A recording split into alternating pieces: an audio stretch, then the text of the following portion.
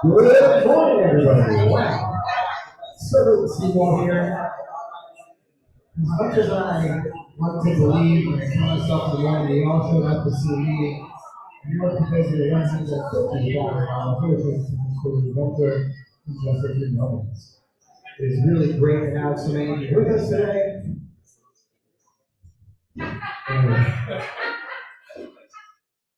Thank you, Christine. Not many people know this about me. My first job out of college was as a middle school teacher. That is funny. And what my mentor taught me was when you have a class and a student talking, when you're trying to start talking, you just look at them. And Christine, thank you for providing the social pressure, for that giggle. Again, people are quiet down. If we need more chairs, we have, I see one folded up here next to Eric. And in the back there behind Ryan Appleton, founder of the Lazy Tiger Hotel, there's a couple of white folding chairs, and maybe some of those. I know Tommy Dennison is known as having the best quads for the chamber. If you want to say that, because I want to say that. All right, that went off. Screw off. Okay, great. So thank you all for being here. We have a really fun morning planned, and I am just taking way too much time fulfilling my own serotonin bucket. So the way it works is we're going to do 5, maybe 6 5-minute demos. We can also show and tell. By the way, I'm Jeff with Adventure Asheville. We build entrepreneurs and get started funded. Thank you to 1 Million Cups for letting us take over the slot this morning. Thank you NC Idea for coming through your info session. Thank you for their coffee and for the donuts. Thank you to Erica and Sean from Hatch Co-working. Any other Hatch board members in the room? You are? We're shy. Yeah. Oh, sorry, Hatch board members. Oh, board members, I thought you said. Co-workers. What's your favorite part about co-working at Hatch? Community. There you go. If you're looking for great community, good friends, great wine and cheese, and parties, and Whiskey Wednesdays pretty soon. This is the, of course, the only co-working choice for you for having such a alcohol-driven community. Other things to mention. Underscore is a sponsor. Mountain Bizworks is a sponsor. Any other sponsors in the room? And Big C, Viking Mergers and Acquisitions is a sponsor. I've got to miss somebody. Sterility, Cooperative Coffee, Davey Davenport, One Day IBM, be a sponsor. Okay, no promises. Fair enough. All right, so with that, let's talk about what we're doing today. Adventure Asheville, we build entrepreneurs to get startups funded, and it's real hard to do that when you're starting from zero. So we've invited 5, maybe 6, maybe 7. They're going to do 5-minute demos, not pitch, not sales. We're not here to sell you anything, but give you demonstration of how 5, maybe 6 different kinds of companies, different industries are building tools in different ways. It's pretty cool. So our first one is going to be Zach Lopez. No, it's not. Ruiz. Yeah. Zach Lopez is a real person. Maybe. Zach Ruiz with an REMC. We're going to do this for about half an hour, and then one NC Idea will do their info session for how to win $10,000 and $50,000 grants. Folks sitting in the doorway, Davey, usher them in. Be a pal. Make people feel at home. Come on in. It is uncomfortable walking up in front of a room of strangers and sharing your secrets of how you build your business. So let's give Zach a real big warm round of applause.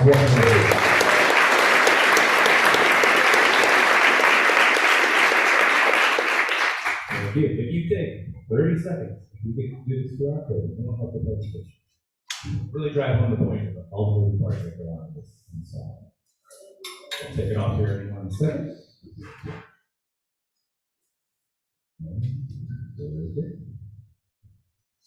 Starting timer. All right, so my name is Zach Ruiz. I am the founder and developer behind REMC, the software you're about to see. Quickly show of hands, how many of you have bought or sold a home? Never. All right, so great. Everyone understands that process. I'm going to tell you a little bit about the back-end side of that process, right? So currently, if you want to know anything about your office, you can go to our MLS, and you can pull this ranking report. And that'll tell you everything about the agents at the office. And then if you want to know about an individual agent, you can pull this ranking report. And this is the current status. So if you have dozens and dozens of agents and transactions, this is all the clarity you get, and you got to do something like that, right? And then I made this. So this is a direct feed to the MLS. So it shows, this is live data from Weicker, who is one of my clients. You can see that they have 55 active transactions right now, 31 under contract, and they closed 147 year to date. Everything's graphically represented. It's all visual. You can just immediately look in, and you can see the recent activity as well. So this helps managing agents. If you want to look at an agent, you can look at Madison, one of my good friends, and instead of that little report, we get this. And I can tell you everything about Madison's business, her recent activity, if I ever wanted to talk to her.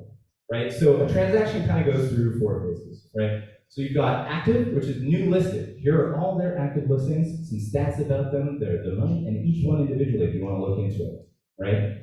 Once it's active, someone makes an offer, they agree, and it goes under contract. Same looking screen, different information because it's for those deals that are under contract.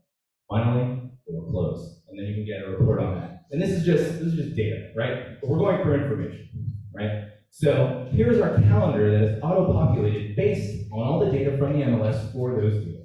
As you can see here, yesterday they had a due diligence period ending on 238 Blooming Willow Drive. These are incredibly important dates for an office, and basically impossible to keep track of, especially at scale. Currently, they are waiting for the realtors to submit documentation, right? And you don't need to be a realtor to know that sometimes you don't do that at first day. The odds that they find out about deals the second they happen are closer to 0 than 100. So we get that directly from the MLS. So we'll kind of tie that in together and show you part of the demo. If you did sign up, it would be super cool if you turned on your ringer. So we have 22 agents in here, right? 22 of our temporary agents. Fine, Zach, I know you're big, you're broker in charge, right? So when a listing goes on, again, right now they're waiting for the realtor to give them this information. The second they put it on the MLS though, because they want their credit for Zillow and everything, I know that, and I immediately send every one of them a text saying congratulations, for one, on behalf of the office, and 2, hey, we would love to see that paperwork in the next 2 days because that's basically what the office is requiring. When you have a listing that is already on the market, once it goes under contract, you send another text and you say, hey, congratulations on going under contract. I would love that paperwork, right? I would love that paperwork to come in so we can start staying ahead of everything. Finally, there's an incredibly important date, which is the due diligence. Due diligence date is a day where money exchanges hands, basically. If you don't bring up the issues you may have with the property by this date, you're basically locked in for the home, right? So tremendous amount of liability for the office, and it behooves them to give them at least a week out, right? And you can see these are color-coded. You'll see this office, for example, on the one day had 14 more here, 15 more. There are a lot of moving parts that go into these transactions. Finally, the deal will close, but 7 days before that, we'll send you a text as well and say, hey, are there any loose ends? Is there anything we can do to help make sure that this transaction stays on track? So you're helping not only your agents, but the office staff and the clients. Important, the people trying to buy and sell homes.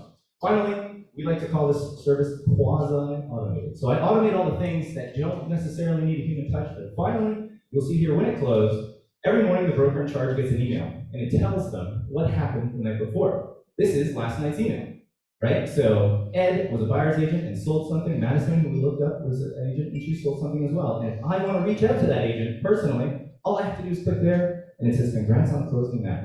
So we basically take everything that you can, using the data, leverage it, and bring top 1% producer best practices to everyone. It's the idea of the rising tide and all ships rise. So I'll give you back 45 seconds. Thank you so much for your time, and have a nice morning.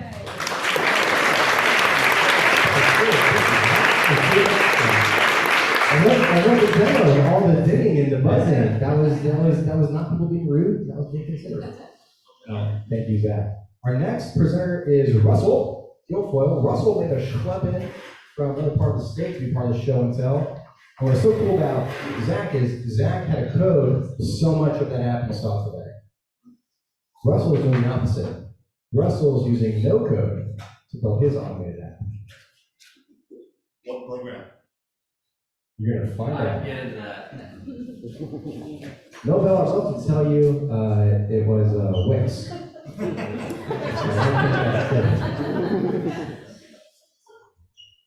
can lie to you in the presentation. Take it away, Russell. Well, let's give Russell a big round of applause. What are you?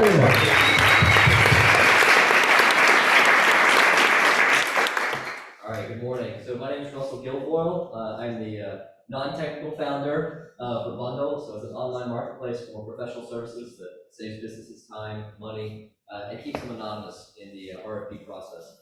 So the solution, I'll get to the demo, the solution essentially is looking at is the inefficiencies in the request for proposal process for professional services. So let's get to this demo.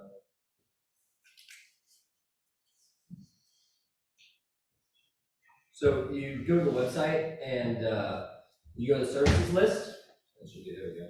And so the services list would have professional services, there are big categories, and then within those subcategories. So let's say that this business is looking for IRS audit monitoring services. There'd be a brief description of what the service is. The business decides they want a proposal for that service. They would click on it, take them to the Common app, which is a Common app for requesting that service to build a proposal or request for proposal. So the first section of that is the eligibility assessment. So you don't want businesses wasting their time requesting proposals for services that they're not eligible for. So going through the Common app, this business is going to fill it out in a way that makes them eligible for the service. They go all the way to the end. Right now they would download that Common app RFP, and then they would request services using that RFP that they just downloaded. So instead of filling out 10 different RFPs for 10 different providers to get those services, they fill out one. They put in the email address that they want proposals sent to, as well as the location of the business, just the state, and then the service that they're requesting. Then upload the RFP that they just created, and they'll click request for proposal. And the next step then is the business checks their email. They'll have received a link. That link is a private, secure, password-protected Dropbox folder in which it has their RFP as well as where they will receive proposals from providers. The Dropbox keeps the business anonymous in the process. So look, the business has already received a proposal from Snelling Block Law Office for IRS audit monitoring services. And so all the business would do after they fill out that Common app is they just sit back and relax and wait for more proposals to come in. No more filling out additional proposals for additional services. So, like I said, I'm a non-technical founder of this. So I did it using all no-code solutions. So what I did do, let's see.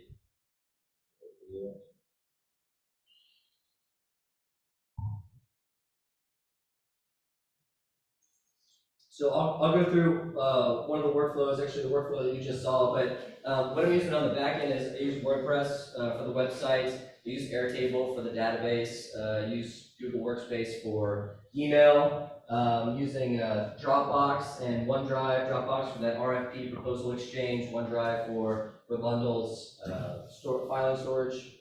I use SignNow for electronic contracting, e-signature.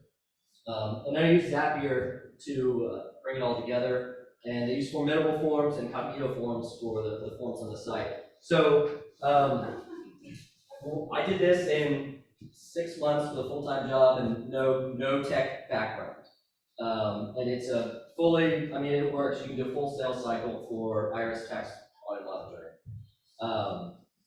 So in this case, you know, what happens in that demo when the business presses that red button, that request proposals, what it does is it creates an entry in Cognito forms, which then creates an entry in Airtable that takes all that information that the business just filled out and then created the RFP, puts it in a record, creates that secure Dropbox that the business will then access, along with the shared link that's password protected for the business. Then there's a redundancy folder for a bundle. It goes back into the Airtable record to put the shared link that it just created into that record. Airtable then is what sends out that email that you saw that we received with the access link. And then there's also the RFP goes into a backup file, basically a bundle system in OneDrive. Then the rest of it down here is actually just that automation for Snelling Block Law Office to generate the proposal immediately upon request. And there's a lot more than just this, but I was trying to figure out what to fit into 5 minutes. But the goal of what I wanted to demonstrate or communicate was that even if you are a non-technical co-founder with a text-based idea, that your first step isn't necessarily that you have to find a technical co-founder. There's very likely solutions out there that can help you, bring your idea to life all by yourself. So I don't know where I'm at on time. Just over, it's perfect. That's great. Well done, Russell.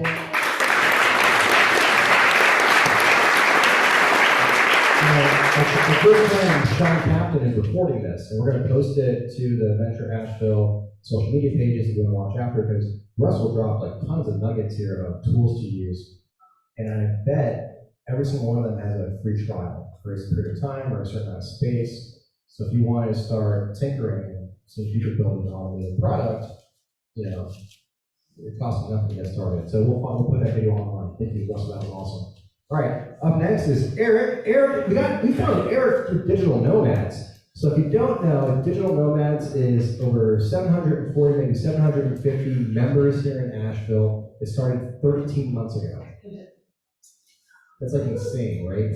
So we expect to have over 1,000 members by the end of the year and continue to grow. And we partnered, we talked to Rick Pratt and Ben Newton. They came from our mentorship program that started the Digital Nomad Group. They very kindly shared this with all their members. And Eric's one of the guys who came out from that blast. So he's a game developer, and he's going to talk about it. Is that one on? Can you double check it? All right. And I'll let Eric take it away. Let's give him a round of applause.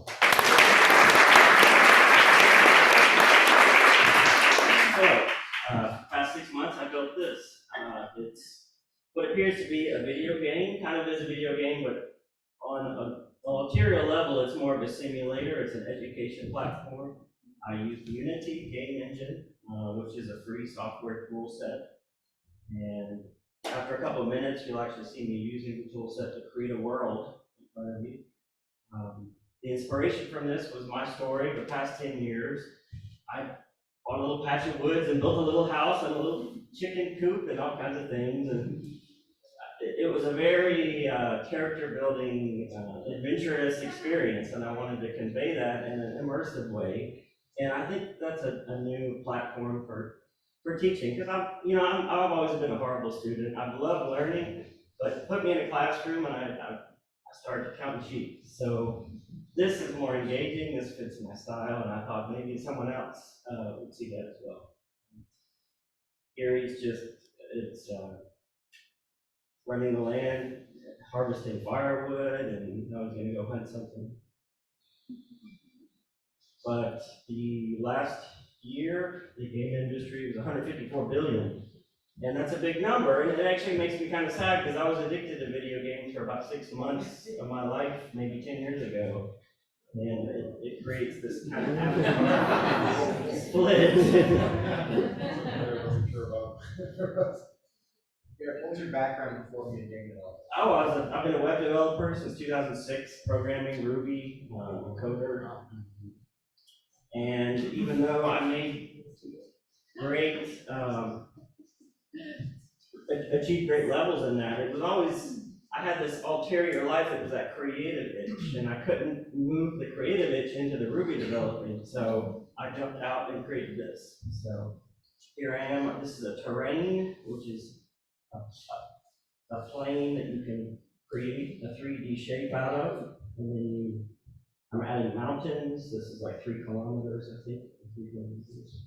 And this is sped up a little bit. It's 16 times that you can. But in an hour, you have a world that you can put in your game. So I create hundreds of maps like this just to get a feel for it.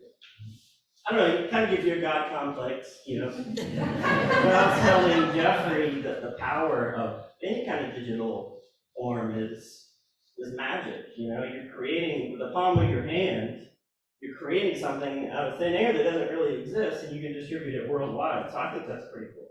And for me to be able to drift into something that's more fun and enjoyable. And this represents like a democratization of software, right? So what big names have been building the same software that you're building your game on? I don't know the You major might titles. look that Wikipedia page up. It's like, I need to pull the Wikipedia I page think up. it was a bunch of Nintendo games. Like, Oh, was it? Yeah. Like the major game company, the biggest game companies in the world use the same engine that you can have access to. Yeah, the other main competitor is Unreal Engine, and that's been in the works for a while. This is newer, but it's rapidly catching pace, and it's what allowed me to make the first demo was the asset store. So Unity has an asset store where artists, modelers, coders, they contribute what they like to do, and then it's like Legos. So I did very little of my own. It was more of an assembly, painting a picture with their paints that they created. It's just been lots of fun. So I would encourage anyone who has a similar kind of interest to pick it up. I'm putting a little YouTube where I'm sharing the tips on how to use Unity and the tools to create whatever you can imagine, really. Jeffrey asked if we could ask, what am I asking of the community? And I guess I'm looking to build a community around people that see simulators as educational tools to kind of erode the stigma of video games and kind of, reel back the lost time that people are spending in their video game world. If you're interested in this, what I showed in the 2 minutes, I'm looking for beta testers, so reach out to me and I'll send you a link and you can help me beta test. That's another thing. Yeah. So 30 this, seconds. 30 seconds, yeah. So this here, I wish the quality was better, but these trees were actually scanned from the real world with 3D imaging software, and they look crisp. The image quality isn't that great, but it's really impressive what you can create. So, This is very impressive. Thank you, Eric.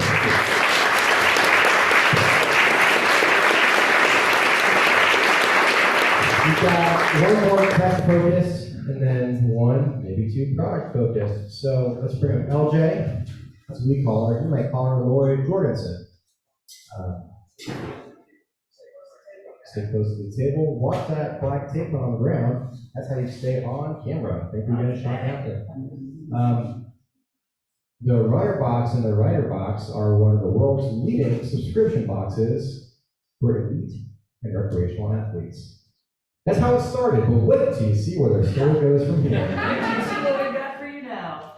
So this is our current website, and the software I'm going to show you is a complete rebuild of that. So we've been working on that for my business partner coordinating, we go on it together 2 years, probably 3. Just 2 years in the making. We're getting close. This is our old website. So this is built on WordPress. This is with the WooCommerce overlay. 2 brands. A little louder. By dual branding on this website, which has been a big struggle for us because we have started with Runner Box. You can see very runner focused, not writer focused. So we've outgrown this, which is awesome. Yeah, give us a round of applause. Man, 2 years ago we had come to this point. We're like, what do we do? Because we can go to Shopify, we can rebuild on something else, or we can really try to scale this thing and go custom. So that is what we're in the middle of doing. We're really, really close, so I'm going to show you the new website. So what we've done, which we're really excited about, we're switching away from dual branding. It's going to be a completely bifurcated website with a shared backend. So that's part of the reason we went custom. We can't really do that if you just get Shopify. So this is the Runnerbox website. We've got all sorts of like fancy animations and things to keep people engaged, which I think like if you're not doing this in the website space now, you're in trouble. Like everyone's got an e-commerce store, and if you aren't special, you don't have a lot. Now with it's just sorry, it's back. So with the old website, if you look at that, the server's down. Well, I'll show you anyway. On our old website, right now, if you buy I just don't have internet. The Wi-Fi password is right here. Hatch Event Yeah, I Theater, have the Wi-Fi. capital Make I. sure you're on and Hatch Event Center. 2022. Which one?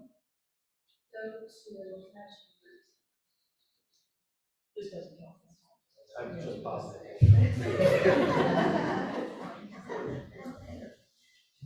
Okay, that's that.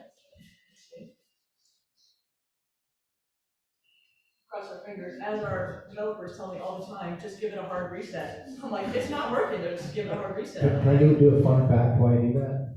Your co-founder, Courtney Lowe, CeeLo, was the fastest #1, is this right? Bike racer in the little island nation of New Zealand. There we go, Courtney. Number one. We're back. Okay, so on the old website, this was a big challenge for us.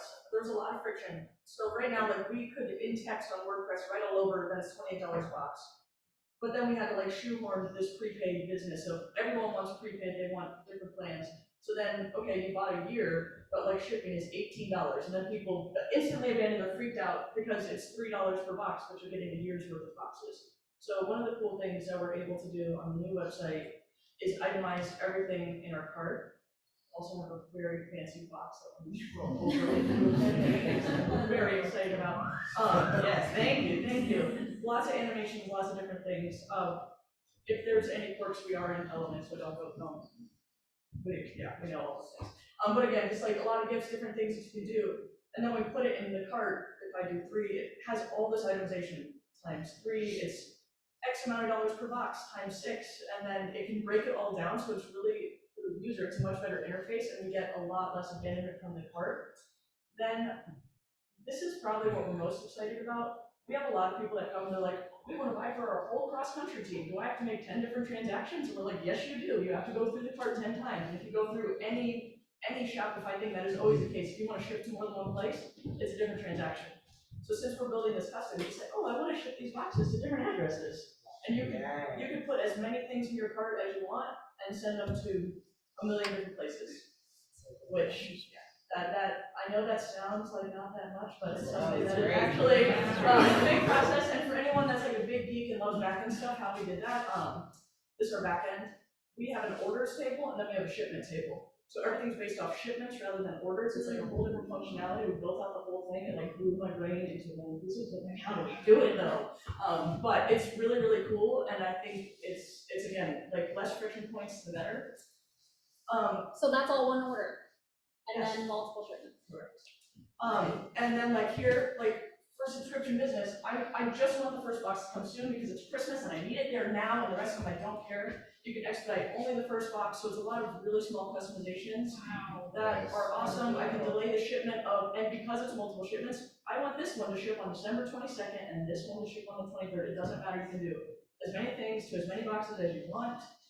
I'm not gonna click this because we're really excited. Like all the little things, like it's a lot of little stuff that just make it a lot of fun. And then once I place my order, and obviously loading speeds won't be like this once we're live, but this is all still in our development sandbox. But once I place the order, another thing that I think will actually drive a lot of revenue, if it ever gets there, is that once you place the order, a lot of people are like, oh, I didn't mean to do that. It's going to the wrong address. Oh no, we have this like, basically it's an abort button. So it's the difference, like if you guys use Stripe, it's the difference between authorize and capture. So we authorize all our information, but we haven't captured their payment. And like for us, like this is a $400 order, we're gonna pay $20 in fees, but we're not, because we haven't captured the order yet. They can still cancel and go redo anything they want. So that's kind of like the rundown. Cart and checkout is where we have a huge amount of customization, and then right down to like the emails, if I get one from the website, please don't, because like we have gifts all over, website all over, everywhere. Again, bad.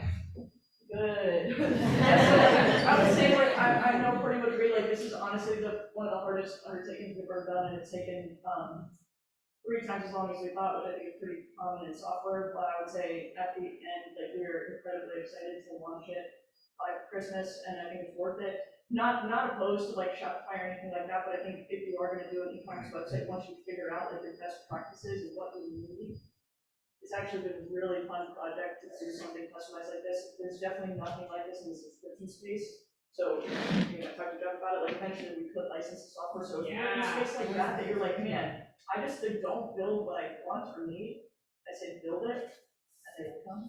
Depending on that person did it. But anyway, this is our website. Hopefully once it's live and the whole thing is real, I'll be able to come back to Million Cups and do like a whole big deal. But thank you for your time.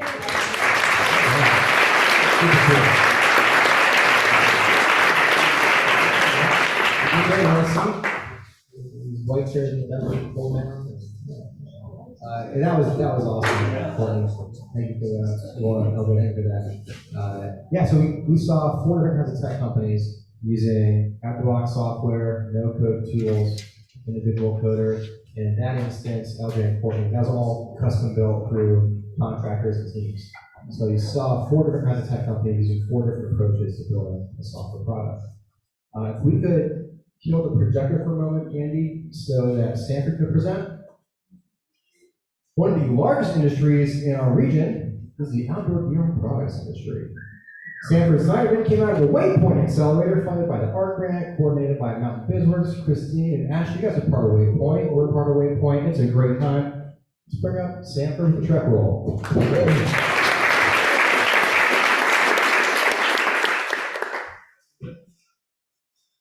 Let me say one more thing. So for those who use microphones, I'm going to quote our good friend Dan Radin from Oxbus, who said, you should hold the microphone between a finger and a fist from your mouth. Right to the side, from your mouth. Thank you. See if that works for My you. name is Sanford Steineman. I am the founder of Trek Roll, a bedroll style sleeping bag with a fitted airbed that packs up in a weatherproof duffel. Made in Asheville, North Carolina. Which was not an easy path. The inspiration was 3 years ago, and COVID came, and the factory I had intended to work with in North Carolina was not able to do the project. Searched nationally, couldn't find anybody to do it. Learned how to sew, gathered this group, found flex space in Asheville, and we are in production. So what we did, I designed it for comfort. The majority of the sleeping gear on the market is designed for backcountry use, which ounces count more than comfort. So what we did is we rethought the features that would provide that. We have a roomy 78 by 28 inch rectangular shape. We have full length YKK zippers on both sides for ease of access. A cotton blend fabric feels nicer than the synthetics on the market. It's machine washable, which surveyed very strong. And it's a compact 32 inch length and a 9-inch diameter, and it weighs 10.5 pounds. It's ideal for car camping, music festivals. I think campus market is going to be excellent. And grab and go sleeping gear. We are brand new. We are just in production and are looking for foundational relationships that will help us grow this into a national brand based in Asheville.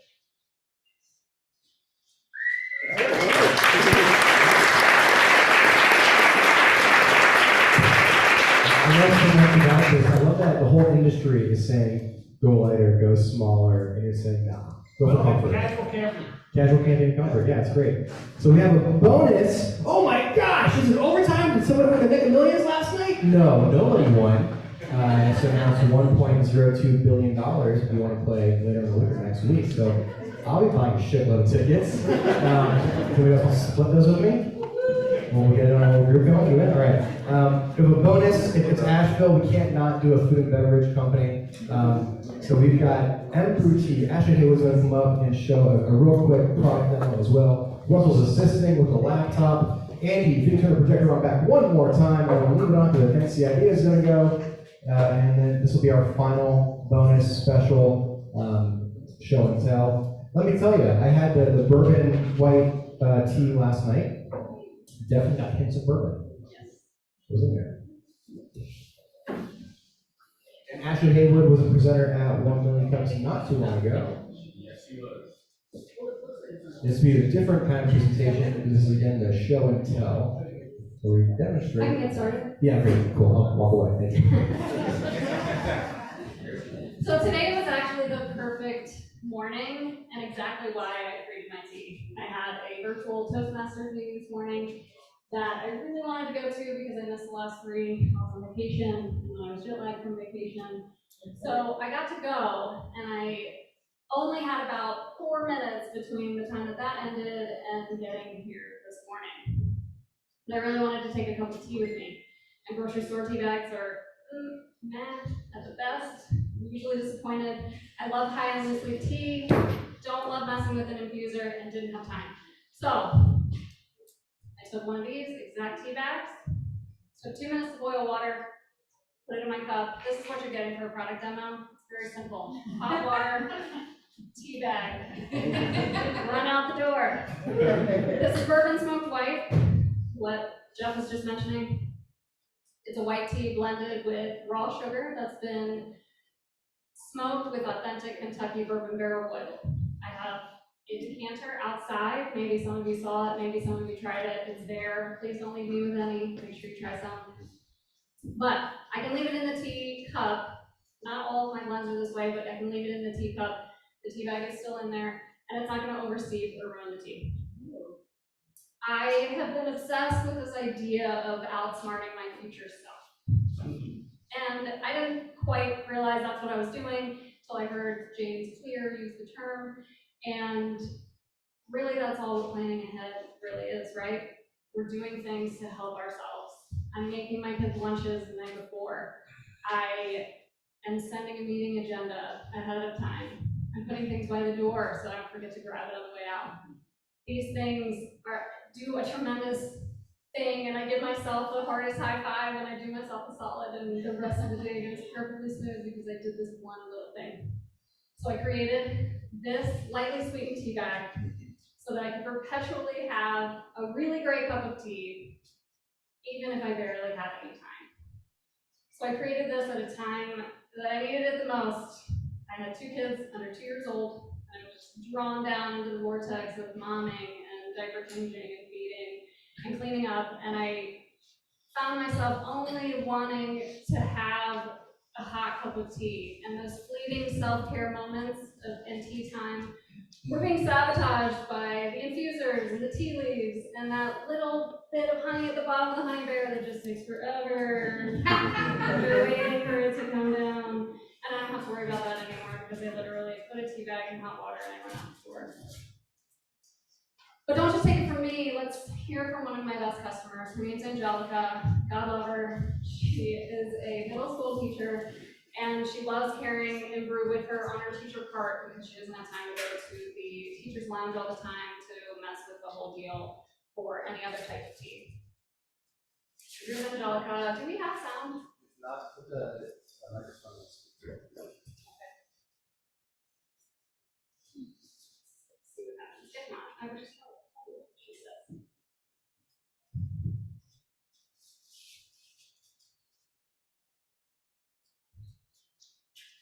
Else come and get us.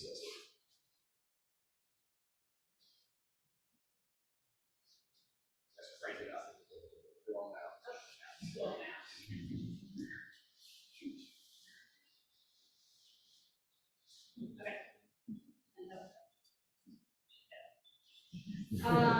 She looks thrilled. I know why. So basically, she is a self-proclaimed procrastinator. She's constantly on the move, especially as a teacher, and she carries in brew tea with her. She loves creamy honey oolong. She's been buying it from me religiously for about 2 years.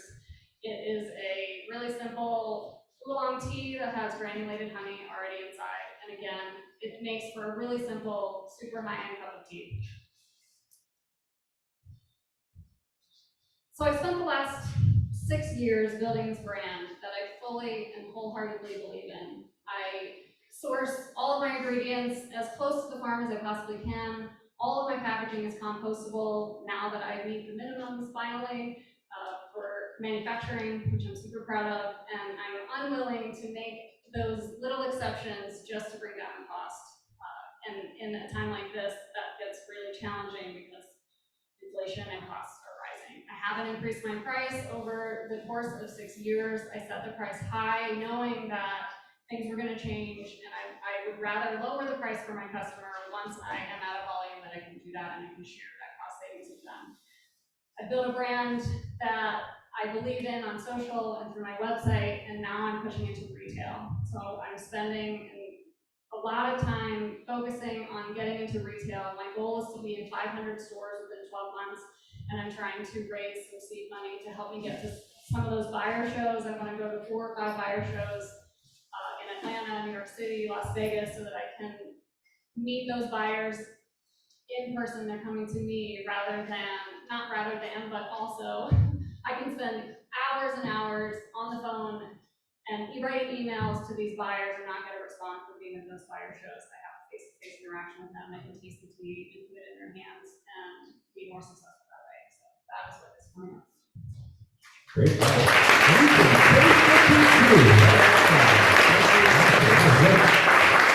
I'm a big fan of the tea. I drink it a lot. We have it at the gift shop at the chamber and in my desk where I drink it a lot. Thank you, Ashley. Ashley is our Elevate program, our mentorship program. That's helped founders raise over $40 million. And when you go through our pitch training, you learn one of our rules is no video. We'll talk about why. All right, with that, we're going to welcome, I guess that was the opening act. Now our headliners, our NC Idea. Two senior directors are with us today, Amy Bastian. Amy and I feel like we go way back because we started these roles at the same time. Early days. Yeah. It's great to see you again. Welcome back to Asheville on your semi-annual trip. Yes. And the newest hire that NC Idea, Mr. Alan Younger. Welcome to Asheville. NC Idea has been a huge supporter of Venture Asheville, Mountain BizWorks, of Hatch, of the E13, of Black Wall Street, of some more stuff. I know almost countless dozens of companies now. You can see a great infographic on the website of how many grants have been written out into the region out here. Jeff, if you choose student info session. And if you want $10,000 and $50,000 grants, stick around. We purposely did this weird event earlier so that there was no time for Q&A with those founders. I want you to stick around after this presentation, ask questions of Amy and Al, and ask questions of our founders. Grab them in the hallways, grab them at co-working, make yourself known, and they're all really nice kind people who love to answer your questions. Do you guys need 2 mics? Okay, let's give it up to Amy and Alan. Thanks, everyone. I don't use a microphone very often, so please shout out if I do this and you can't hear me or just put it on. I don't even know if I used a microphone last time, but I think especially with the blower back there, it just makes sense. So thanks for having us.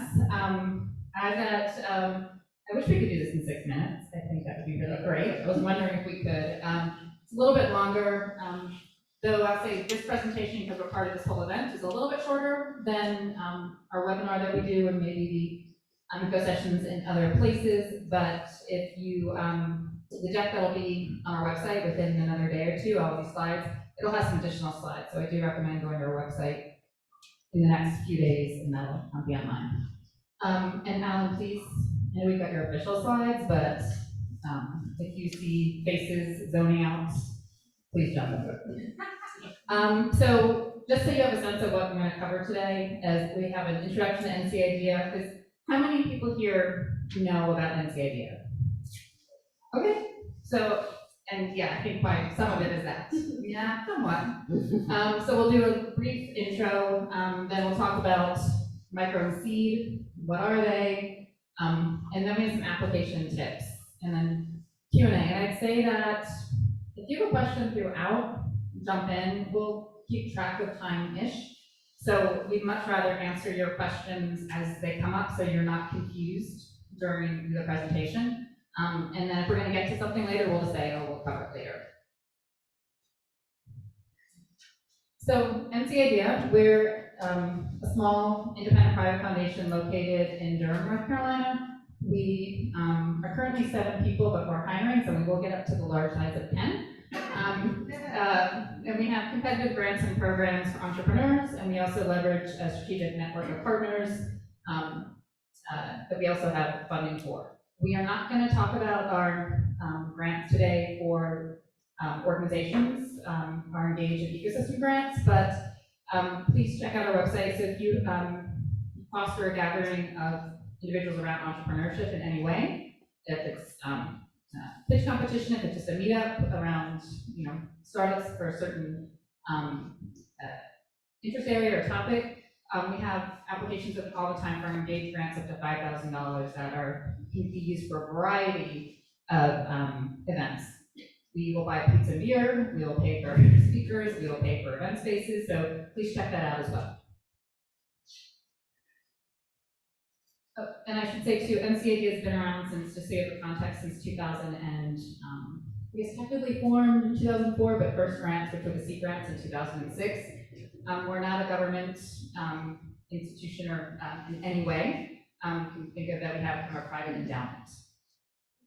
So we're here today to talk about micro and seed, our $10,000 and $50,000 grants.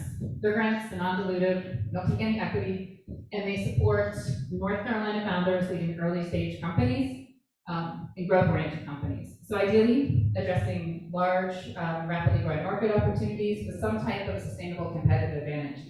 We are industry agnostic in general, so that sustainable competitive advantage, that high growth opportunity can look very different from an ag company to a consumer product to a fintech to a biotech company.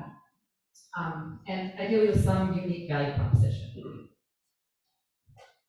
So again, because we're industry agnostic, this is the way we, the types of companies that we look for. So it could be a multi-million-dollar company, it could be that company's going to go large and employ a lot of people, so maybe 50 employees or more, or some companies are going to go the path of VC or some type of institutional funding, but not all of the companies.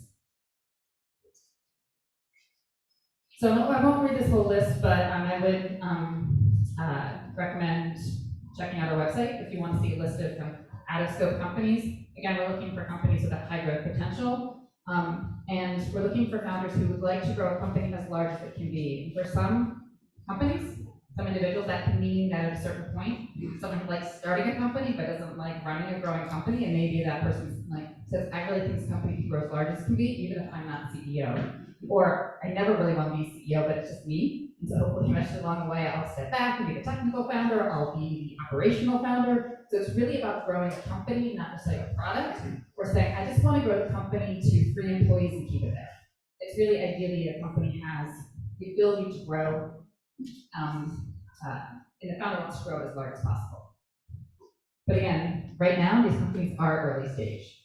So this is just a list. So if you, I'd say check out our website, and we do have virtual office hours the whole month of August. So if you have a specific question about your company, I'd say go to ncada.org and sign up for one of those 15-minute virtual office hours so we can talk about your specific situation. I don't think this is an issue because you all are here in person. I think this is more of an issue when we have a webinar. So our companies, eligible companies must be headquartered in and plan to grow in North Carolina. There have to be founders residing in North Carolina. Again, you are here, I don't think that's an issue. And then all publicly facing materials must identify the company as a North Carolina company. We've had this before, someone's like, yes, I'm from Durham, I'm from wherever, but you go to their website, it's in Miami. So really, and it could be that publicly identifying means that we don't have a website yet, so I understand it. It could be that your address is your home address, but it needs to be in North Carolina. Again, it's very early stage companies. Does it need to be in a North Carolina LLC? No, it doesn't. Actually, to even apply, you don't have to be incorporated. But it's to receive the grant, you have to be incorporated, but you can incorporate in Delaware or some other state where. So a little bit more about micro.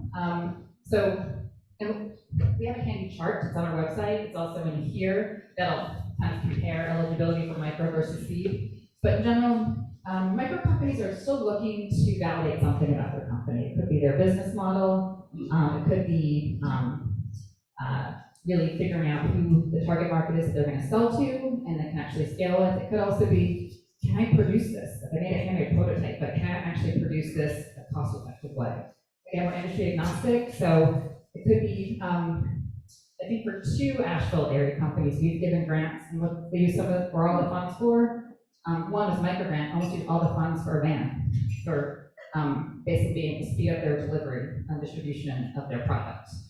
So it can be, we also have companies that use it for legal, that use it for marketing, so it really is varied. But again, there still needs to be some demonstrated, yes? Yes, not like that. Yeah, I think you're in. Okay, Yeah. but you still need to demonstrate some proof of concept about their business or validate something about their business model. Again, companies at the stage would probably love $50,000. We say, I wouldn't know how to effectively spend it to grow their company. And at the seed stage, these are companies that have some initial proof of concept. A lot will still change, but they believe they've identified the initial target market that they can begin to scale in. typically quite focused, even if they have future growth plans, many different markets, many potentially different offerings. They're kind of focused on an initial product offering or service offering to an initial target market. And again, ideally an innovative startup with some proven concept, and really seed is advancing the runway for a company. So at the end of the grant period, which is roughly 6 months, the company has a path to get an extended runway, whether it's they hit certain milestones and can raise funds, whether it's they've increased revenue, whether it's they've decreased costs, or some other identified path that $50,000 would help the company get to certain milestones, and then there can see increased cap. Not this $50,000 we can spend over 6 months, but we're not sure if we can exist past that. And we will say it is somewhat of a subjective process. No one has a crystal ball exactly how things are going to turn out, but again, competitive applicants for both are able to convey how the grants will propel their company forward. We give out 30 microgrants a year, and we have two grant cycles, fall and spring. Applications for micro and seed open at the same time. We have awarded 133 grants since micro launched in spring 2018. 15 in Western North Carolina, 14 of those companies are still in business, and 8% of micro awardees have gone on to win a seed grant.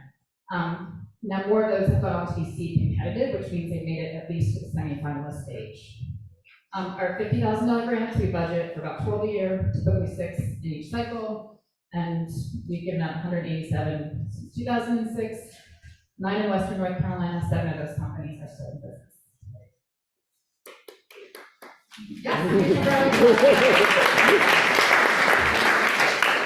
And I know I can just keep going because I know this stuff so well. Next slide. Any questions so far?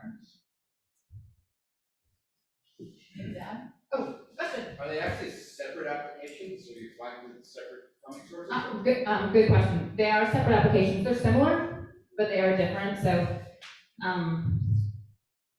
this coming Monday, when applications go live, you'll basically select which one to start. On our website now, they're templates, so you could download them. You'll see that they are fairly similar, but not exactly the same. And you can only submit one application at a micro seed, but sometimes people start one and then they realize, oh no, I'm going to actually apply the other. That's fine if you start more than one, you can only submit one.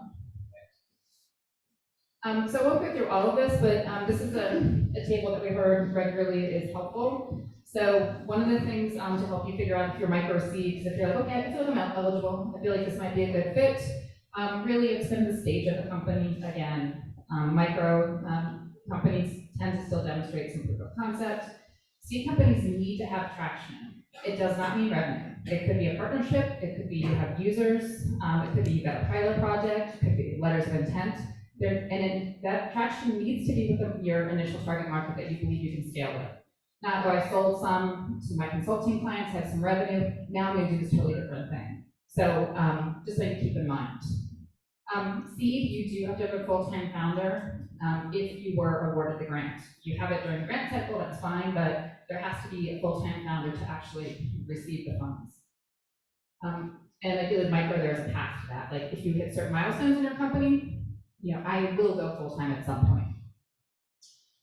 Some criteria around how much revenue you have versus investment. These are not hard cutoffs. So if you're like, I really am a micro stage company, but I made $57,000 in my business last year. Again, it's not a super hard cutoff. It's kind of, if you can make the case that the grant will still have an impact, that's fine. We have had companies that have had revenue close to that. They typically are consumer product companies, software companies much less frequently have revenue, especially not at that amount. And if you're concerned about that, say, reach out about office hours too, and then we can chat about your specific circumstance. And then the last one is really, there's a time frame. Again, no one has a crystal ball, but just that path to being multi-million-dollar, 50 employees or more, getting outside investment, it's probably a little bit longer for seed than it is for, for micro than it is for seed. And then, somebody asks, say, I think I'm going to be able to raise money in a year, should I not apply for seed because it says 3 to 5 years? We're like, no, still apply. It's just that, there are varying levels of companies. So any questions there? Yes? You were mentioned that you are not interested in investing in companies with high capital expenditure requirements and a long runway. What does that mean? Do you have specific cutoff points? We don't have specific cutoff points, but the example we give is like pharmaceutical companies, where you will need, where our $50,000 or $10,000 will not really have an impact, because you're gonna need clinical trials, and maybe you need 10, 20, 30 million. So, or if it's a company's really in the research phase, and the business can't really be formed, developed, the business part can't really be addressed until, say, research is done, because our grants are not research grants. They are to move a business forward. We do have companies who are planning on, well, maybe have government grants and like SBIR funding or NSF funding, or they're planning on that, but that's specifically for this part of our business, but we still plan on selling, like, with our initial offering, but then we also plan on applying for these grants. There's certain types of businesses that will do that. So we're really looking to understand, will our funds, our $10,000 or $50,000 have an impact on the business in and of themselves, or with the other available funds that a business may have. But again, the example we often give is pharma. But if you have a specific question about your business, just, I'd say, schedule out the hours or chat with us after. So our applications for micro and seed for the fall open Monday morning, as soon as I get up and turn that little link on, because it is not automated. There's always someone who like messages at 6 a.m. like, where's the application? Not yet, soon. And I always feel oddly like accomplished when no one does that. I'm like, you get everybody too. It's pretty simple. Anyway, so our applications will be open basically for 4 weeks. They close at 5 p.m. on the 29th. We are very, very strict about that, or that's the one thing our system does automatically. We talked about it, you can only submit one application to micro or to seed. And we expect that about 15 micro grants will be awarded in late October. We have had some cycles up to 22. That's good and unusual, but at least 15, and then at least probably 6 grants, in 6 seed grants in mid-November. So this is just to give a sense for potential applicants of the time frame. One of the reasons being is I do think applying and being like, oh, you know, if I make it, and I'll be getting funding in October. It doesn't quite happen that way. It takes a little bit longer, just so you're aware of actually when these funds will be available. We expect between 140 and 190 companies to apply. It was 139 in the spring. We just never know. And then we will select about 30 finalists, and we'll let everyone know, we'll let every applicant know on the 29th whether they made it to the microfinals or not. And every applicant will get at least 2 reviewers' comments, more than likely 3. So every applicant gets feedback whether or not you progress. And then we will do finalist interviews. These will be virtual. They are 35-minute interviews, roughly 10-15 minutes presentation, the rest of Q&A with myself, Alan, and then 2 of our new hires, TBD. And then we will let everybody know of the finalists that they received the grant on October 21st. Is there a fee to apply? No. And so if you win a micro grant, there'll be programming, which Alan will talk about in a second. And then the grant agreement and funds, the initial funds will be, the initial tranche of $7,500 will be dispersed sometime in December or January. Some companies decide to wait just for tax purposes, so we can be flexible with you. And then 2 months later, you'll get your second tranche payment, but then you would have finished fantastic programming, which Alan will talk to you about. Thank you. I'm glad to be here, and I want to be on the website, so I have to stand right here. If I stay inside the line, I'm You on the got website. 2 more feet going that way, you're okay. Okay, so if I slip, I'm okay. I just want to make sure I'm on the website. Just don't keep leaning back and you're off. Is that again? Just don't keep leaning back and you're against the wall. I'll lean back like this. I'm gonna stay right here. All right, there you So go. what I want you all to know about is, well, first of all, 2 things. Go to the NC Idea website. I'm going to show you some cool things. Go there now. Pull out your devices. You go to ncidea.org, and there's some real cool things there. While you're pulling that up, think about the number 600,000. That's a good number, right? We gave away we awarded $600,000 in grants this year, directly to entrepreneurs. That's a big deal, don't you clap? So am I gonna be on the website in pictures or video? So clap often if it's gonna be video. So when I say 600,000, that means we exceeded the numbers. If you saw what was on the screen a moment ago, we did give away 15 micro grants. That was great. Y'all can applaud. And then we also, y'all been sitting down a long time, right? So y'all can even stand up and and then there were 9 recipients of the seed grant. And we went over our budget, so to speak, because there were so many great businesses that are out there. So one of the things I want you to see in the website is at the very top of the website, there should be an orange bar, depending on your device and so forth. Somewhere on there, there's an orange bar. Like, look at the back real quick at Jeff. He was holding it up, and it shows an orange bar. If you click on where it says "Learn More," it'll take you to learn more about the grant process. The application process opens on Monday. Even before Monday, if you'd like to make an appointment, you can do that during our office hours. So make an appointment. If you'd like to register, well, you all are here, but if there's somebody else you know that would like to register for one of the other information sessions, they can go ahead and do that. Or if you, being such a good friend and colleague, want to send that to someone else, you could do that right now. Because there's probably somebody else who will benefit from this information. And if there's somebody who can't attend in person, but they do want this information, the webinar information, and maybe it may not be on the website yet, but it'll be there soon. Yeah, Andrea's up. I think she's got me now. Yeah. So we had a webinar on Monday talking about the same information. So if somebody wants to see the recording, whether it's you or somebody else, they can do that. Good stuff, right? Yeah. All right. So let's talk about programming.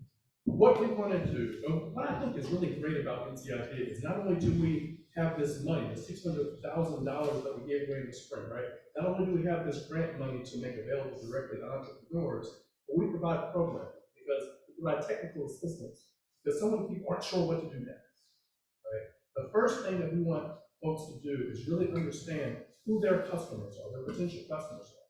We have some idea, right? All these businesses in the micro program have started somewhere. They may not have started generating revenue, they may not have started engaging with potential customers yet, but they've really started moving forward in their businesses. And they're good stuff, right? But unfortunately, a lot of times when we start businesses, we just get feedback from those people who are around us. We don't always get feedback from people who will really buy our product or service. So we go through the process of not only understanding what that takes, but actually doing it. So while we're in the program, they're not just learning about stuff theoretically, but they're actually doing the work to make sure that it's much more likely their businesses will be successful. That's good, right? Yeah. I have to ask.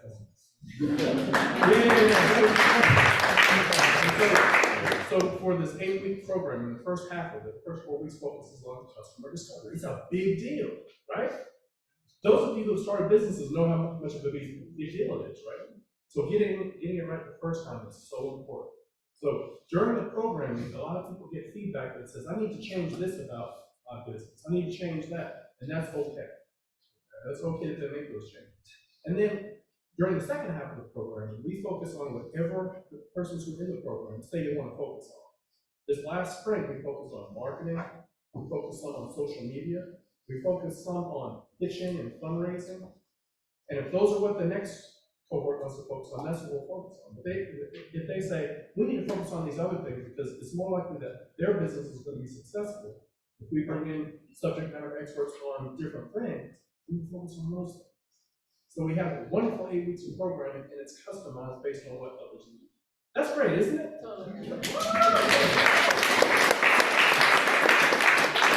I feel like a celebrity. Y'all are applauding all the time. Which question do you have? Is that program in person or online? Great question. It was virtual right now. We would love for it to be in person. However, it'd be very challenging for people to drive from all parts of the state for an hour and a half session, right? So we meet every Tuesday and Thursday for an hour and a half, and we cover these topics. And it would be really more difficult if it was in person, unless you live in the town. So great question. Any other questions so far? So let me tell you some more about the program, and you can see it on. We want people to understand that it is a process to get where they want to be. A lot of times people don't realize that in order for me to get to where this is a multi-million-dollar company, there's some things that need to happen along the way. So we'll spend some time helping them to not only understand the theory of the roadmap, they'll create their roadmap. And then another great thing about the programming is they have access to us the whole time. So they make appointments with me or with other people from What's the Idea and give checkups about how their businesses are doing. And the great thing is, that doesn't end after 8 weeks. They can still check in with us. Some of them check in via email, some of them check in person, they'll make an appointment to meet with us. And we want to make sure that they've got the support that they need moving forward. Another thing I want you to look at on NCID's website is if you are on the far right thing on the device, there's a menu. Click on that menu, or it looks like a hamburger, 3 lines, and you'll see that one of the choices is companies. Click on companies. When you click on companies, it shows you everybody who's ever received a grant from NCID. There are filters. If you wanted to just look at the micro grantees or the seed grantees, you can click on that. If you want to look at just those in Western North Carolina, you can click on that. If you want to look at certain types of industries, or you want to look at certain years, you can click on those things. And we encourage all of the grantees who are in our program to learn from those who have already been there. They're further along in their business. Their business might be very similar to their business, or it might be completely different, but they're in the same industry or same part of the state, whatever it is. And a lot of the connections have been made. Matter of fact, we're going to have lunch next Wednesday with several of our grantees. Part of that lunch is because they met virtually, right? So those of us who can meet in person can do so. We've got people in Charlotte, people coming to Charlotte to participate in that. But also so that we can give each other updates. How are things going? When you're in enterprise, or you're in patch, or you're in a different coordinate space, a lot of times you benefit from others who are in that process as well. Same with this approach. All right, so I talked about all this stuff, didn't I? All right, so I talked about everything related to programming. So one last thing I want you to do is, while you're on the website, I want you to play with it. And what you'll find, and Jeffrey mentioned it earlier, is there's an infographic that talks about our reach and our impact. We want that to continue to grow. We need more Asheville businesses to apply for the micro and seed grants. So if you're not going to, make sure that somebody else that you know does apply. All right? Thank you.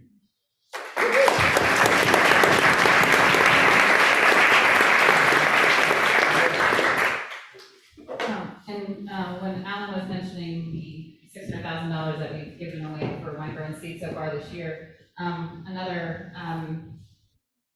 sorry, yeah. I think I was so scared of that light showing my eyes. I'm like, no. You don't have to be in the light, just okay. close to it. But I'm a good beauty to do this one. So we've given out $600K, as Alan mentioned, and we do track our diversity metrics. So we track non-male, non-white, and rural founders. We don't have certain micro and seed, we don't have cycles that are specifically focused, but what we have found is that having more partners, like Venture Asheville, and do our ecosystem grants and engage grants, the way we meet more organizations across the state who have connections to startup founders that NCAD historically did not, that we just have more competitive, more diverse top of the funnel. And so it was all but one of those companies, I'm going to do math right now, 24 of the 25 companies, is that right? Yes. Were either non-male, non-white, or in a tier 1, tier 2 county. And for the one company that was not, it was veteran-led. So again, we have the same exact processes. It's just more competition and just more connection. So I want to give a big shout out to partners like Jeff and all the work he's doing at Venture Asheville.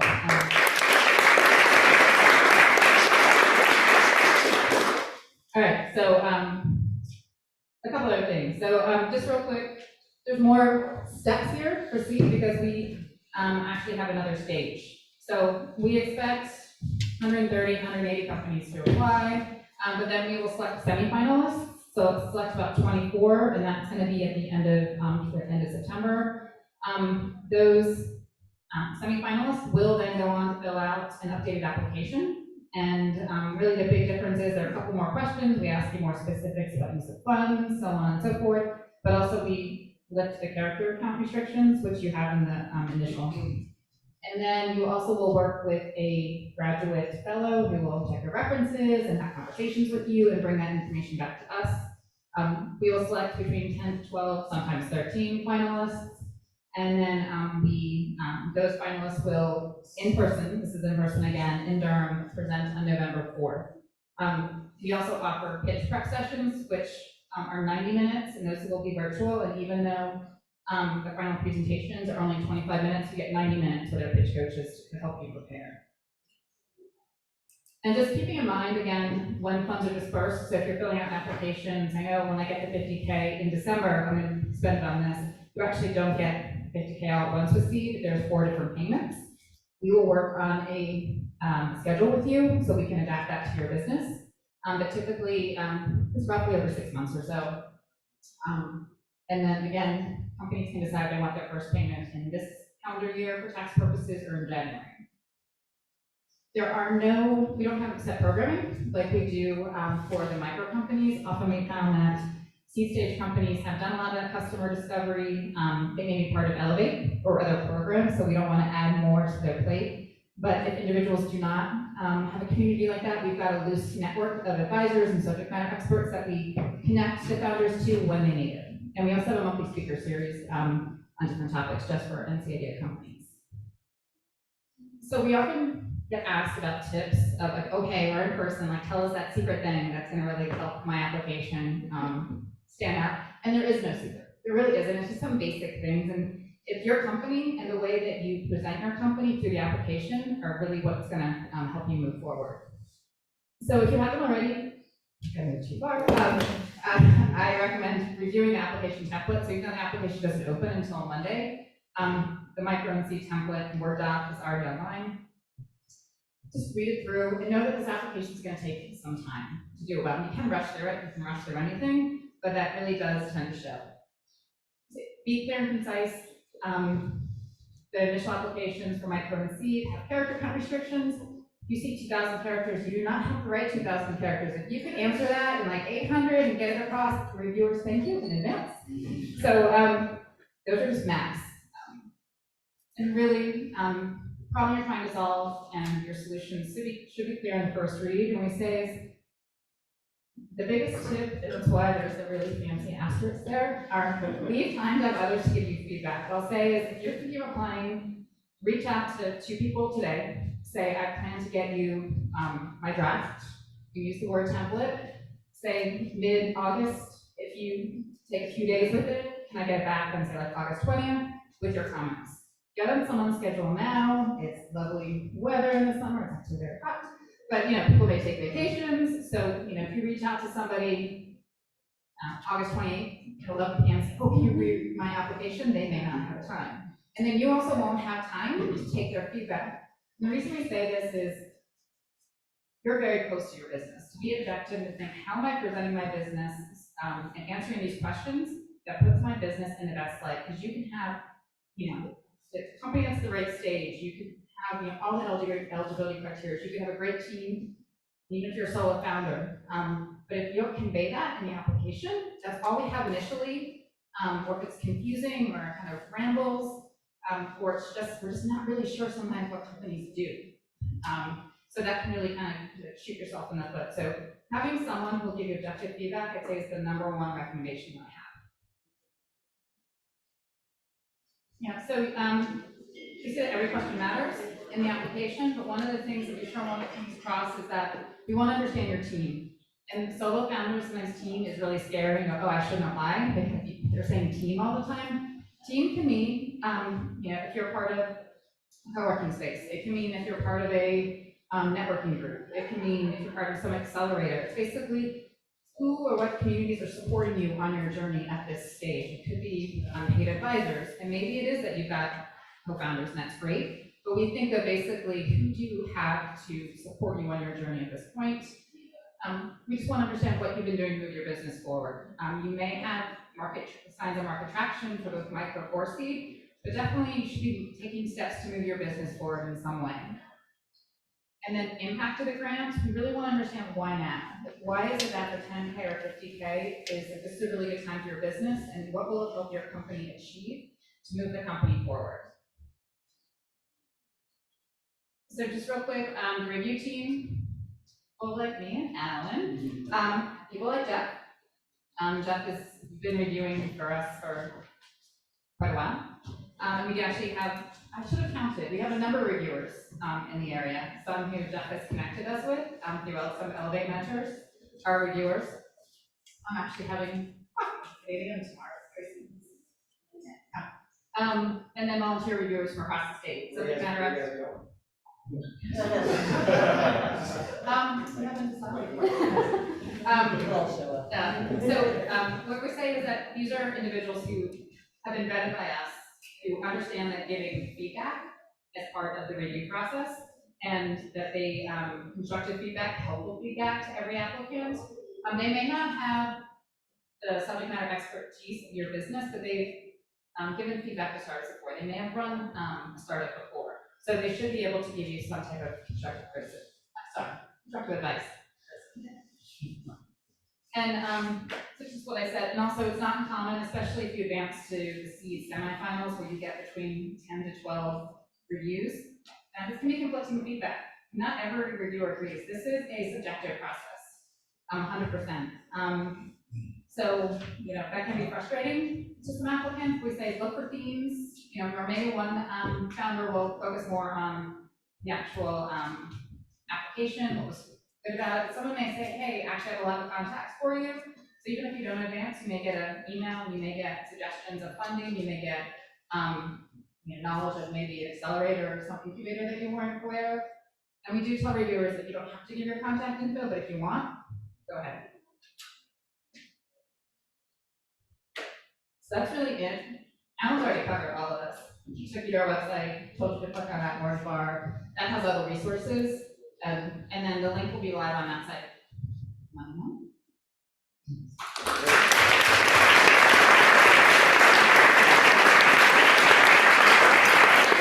We've got a few minutes for questions. I'll walk around the microphone. Here, I'll go over behind you. Thanks. What if you have another full-time business that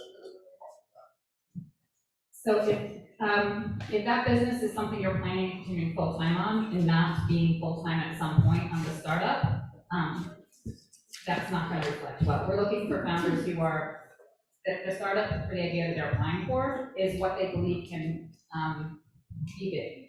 That being big, it's going to take their time and dedication. So it's it could be like, hey, I have another full-time job right now because I'm not applying a micro, but my goal is that if I can hit these milestones with the 10K grant, then maybe in the next 6 months to a year, I'm going to go full-time on this. What if it's like the team is full-time? What if there's multiple founders? So we do have, so there needs to be at least one full-time founder. So it's not uncommon where initial co-founders, some may say, I'm never going to be full-time on this, and that's fine. But there needs to be at least one full-time founder or one founder who's planning on going full-time for the micro grant. Yeah, but we definitely see that with co-founders saying, I'll always be involved, but this is, my separate business is my full-time job. Just curious if you support teenage entrepreneurs, is there an age limit? No, there actually isn't an age limit, as long as the business can be incorporated and bank accounts can be created. We've definitely had teenage applicants before, and though I think our youngest grantee was just graduated, or in college. We've got some that are in college, but. Okay, so you're kind of implying that it's okay to fill out the grant form with the anticipation of going full-time. So, we have a team that's currently focused on this full-time this summer. One of them is a student, and she graduates in May. She would join, and she's also in Massachusetts. So there's kind of a distributed team. Is that? So for, are you thinking seed or micro, or just kind of in general? I think seed makes more sense. So for seed, there would need to be a full-time founder living in North Carolina if the grant is awarded. So, we award the grant or before the grant agreement is signed. So, during the process, if there were no full-time founders, but we would definitely find out who's the founder who's planning on going full-time, and that founder needs to be in North Carolina. There are distributed teams, so if there is going to be a founder living in a different state, we have companies now with full-time founders in North Carolina that have full or part-time founders in other states. Next question? You mentioned earlier, or at least the way I heard it, you don't need to be incorporated, but just now you answered you. To apply, you do not need to be, but if you were to receive the grant, because it's for your business, not for an individual, so we actually write the grant to the business, we'll need, your EIN number, get confused with. And then also, the funds are wired to a business bank account, so you're gonna need to be incorporated, but we have some, typically more micro companies that, don't incorporate until they get notification that they won the micro grant, so. Does that answer your question? Well, I have a non-incorporated entity that has an EIN that's federally recognized, but it's not corporation. As long as it's maybe an LLC or something along those lines, we can talk about it, yeah. It's weird. Yeah.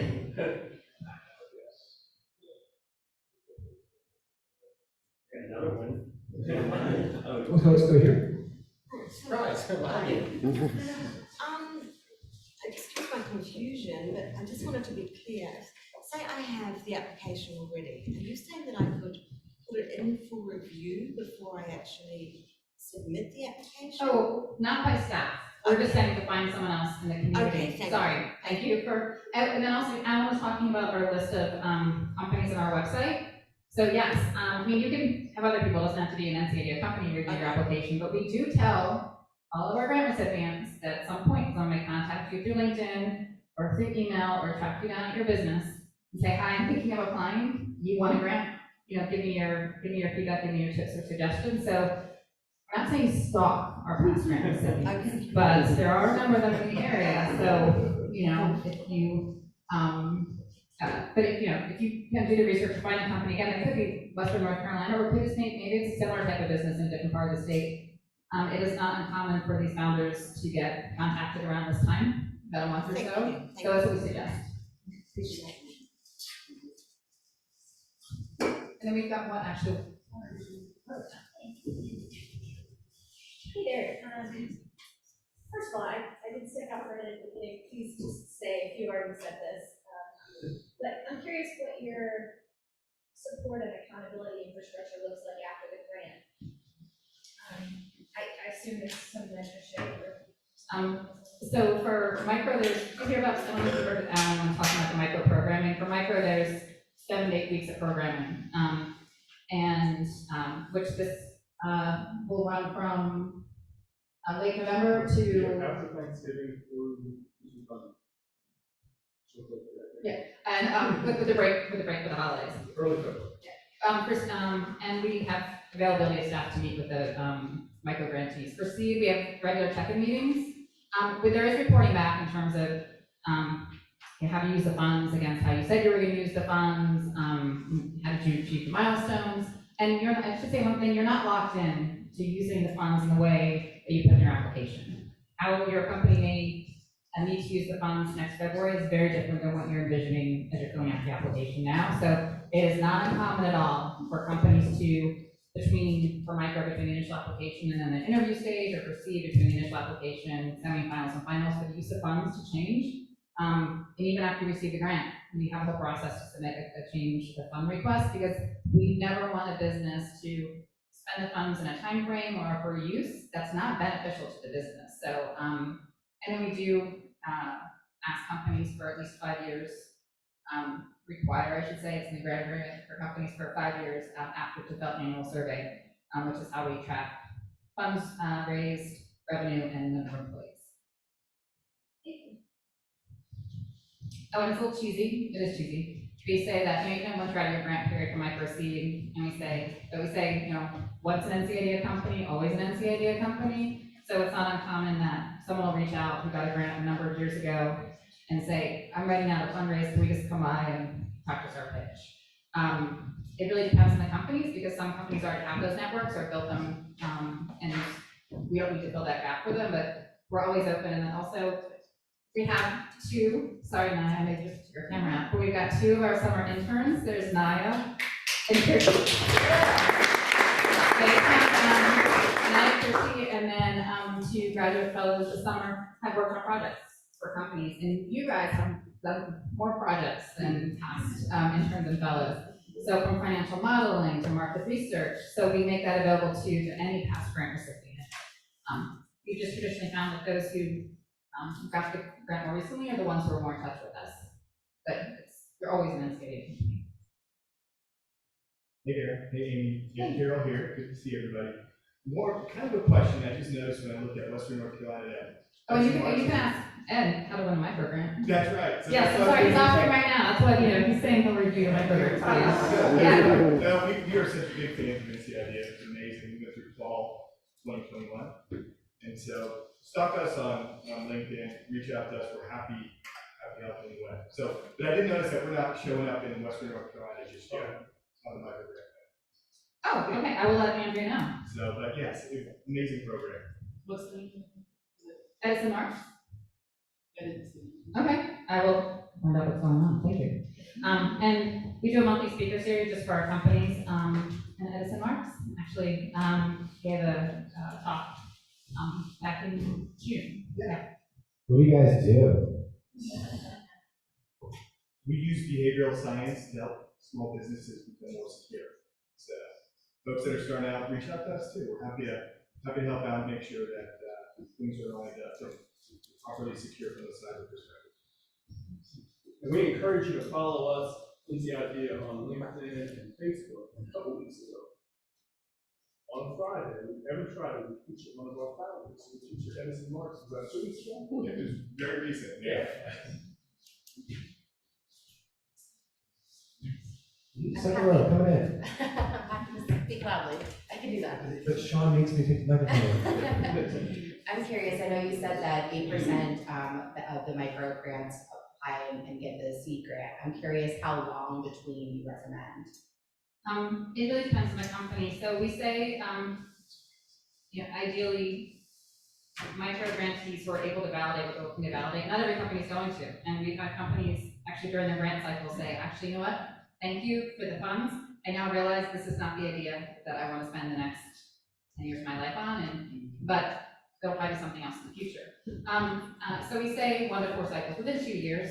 And we've had companies win it the next cycle. We've had companies, in the fall, we had a grant recipient from the inaugural cohort in spring 2018 win a seed grant in the fall, but we also had 2 companies that have just gone through the micro-programming the cohort before. It just really depends per company, but for us, we're like, the company's gonna be competitive, we say within 2 years. That's what we're thinking. Yeah, and then if you're on the fence, if you're a company who's like, oh, we're kind of straddling that line between micro and seed, and if you want to go for seed, we're not, like, it's up to you. You're the founder of the business, you're running it. We're not going to say you have to apply for this grant together, but we give out more micro grants than seed grants. Just letting you know, your chances are almost double to get the micro grant. It's between 10 to 11% of micro applicants get the micro grant, and 5 to 6% of seed grants get seed grants. So again, we're not pushing you in any way, but just wanting to make sure you knew the probabilities. Any last questions? Any final thoughts? If not, thank you so much, Amy, Alan,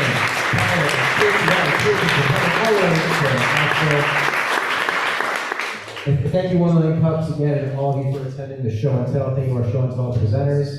And then come back next Wednesday at 9 a.m. We're usually 9 to 10, so we're going today, but come back every week for 1 Million Cups. Thanks.